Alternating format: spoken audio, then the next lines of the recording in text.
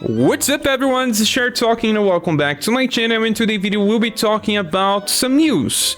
There's not that many, but it's interesting. First of all, let's click on version update hype train. Check in and get character skin. Yeah, there is a Bertrand skin you can get by going through the social media pages. But the most interesting thing is the version update is coming to Relevancy SaGa. And I believe we may get some new content. Maybe even some Global X stuff, but more likely we'll be getting the weapon craft system. This changes a lot because you can craft weapons with passives. Yeah, weapons will be able to have passives that increases damage, and based on the series that different characters belong in circumstances, it's RNG inside weapons, but some people like it in different gacha games. We'll have to see if they would just translate the system just like it is in JP, but it's something to look forward. Then there's the second thing. Robin Cup closes soon, and Robin Cup is also gone in JP. They removed the content. I don't know, maybe they don't think it's just too engaging anymore. They didn't want to just increase the difficulty, so we'll be having Final Island permanently, and the things that you can find right now on the shop from Robin Cup will be added into the Final Island. There is also the NES style of Princess White Rose. For those that got Halloween Princess White Rose, try to get her now on Robin Cup if you can, because I don't know if it will be the same, if it will be more costlier on Final Island. There's also the Mayor SS style that can be used here and there for some wieldy buffs. Try to get those things before they go. So we only have one more week of Robin Cup before it closes.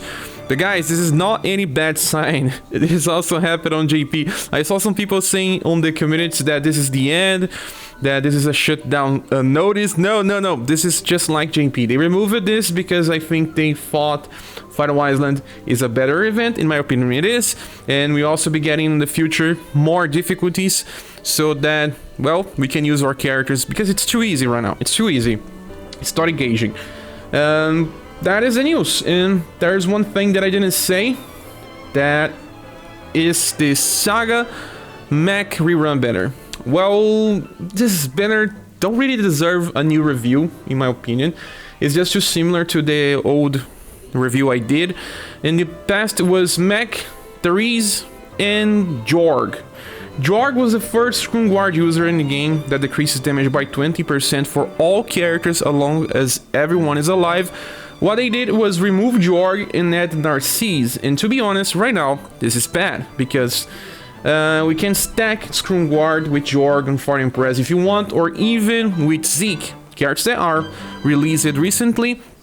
And it still works in some strategies. I think Jorg doesn't offer too much besides the screen guard part. He can heal, but his damage is too bad. He tries to evade after buffing his agility too much, but it's not exactly viable. So they added Narcisse, but this is not so good as well because we just got Genie, and Genie can just amplify Petra Delta as well, the same thing here, to Petrify, and she has higher intelligence to Petrify. Narcisse is a bow user that can use Petra Delta, rapid volleys, and this attack called instant dual arrows. It's actually not that good. He does have a passive that allows him to chase with ID break that has a chance to inflict confusion. His intelligence may be a little low, but there's one good thing about Narcisse is that he gets a future style so that he just can inherit stuff from this one, but I don't think it's totally needed, especially if you already have Taria. You can just skip on him easily because she has a higher chance to inflict Petrify, or Genie also has it. There is also the second limited version of Thomas that can inherit that of Petra, that is also very nice. You don't really need Narcisse most cases, but if you get him, it's okay, it's an alternative. And the future version of Narcisse is actually very similar to the current one in the way that it's still a hybrid unit. You still need dexterity, agility, and intelligence. He does not have any Petrify attack with this version. He tries to inflict intelligence down by Purai Petra. This attack here is strange. You'll probably change it in global because it hits between 1 to 3 times with 11 BP cost. It's too risky.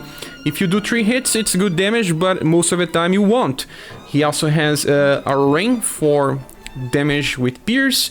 He can get another attack from his original version, but he's still a little restricted in my opinion. It's not exactly a very good investment if you think about it.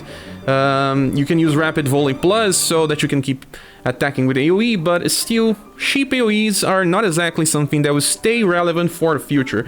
And this version of him is also a Platinum, so the future is not so bright with Narcisse. Then there's the rerun of Therese, and this Therese was released 1 year ago. She was also released out of order, and she has Barrage Shot. That's actually a very powerful attack.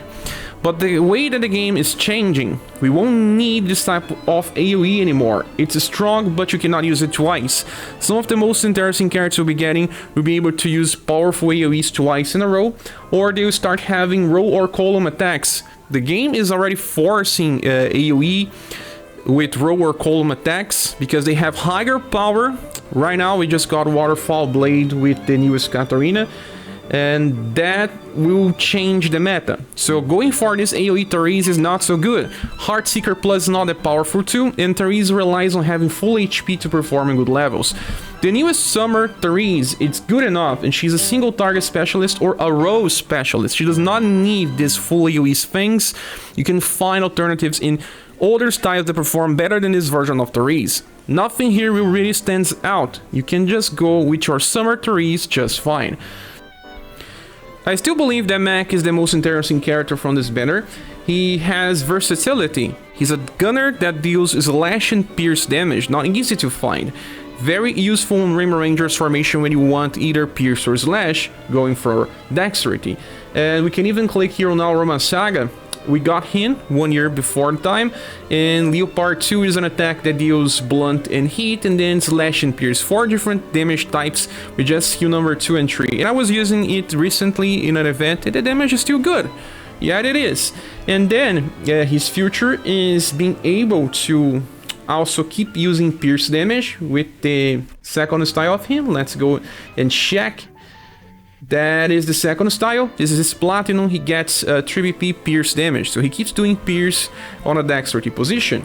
There is also this full AoE attack that is not so powerful, but we'll see if they will buff or not.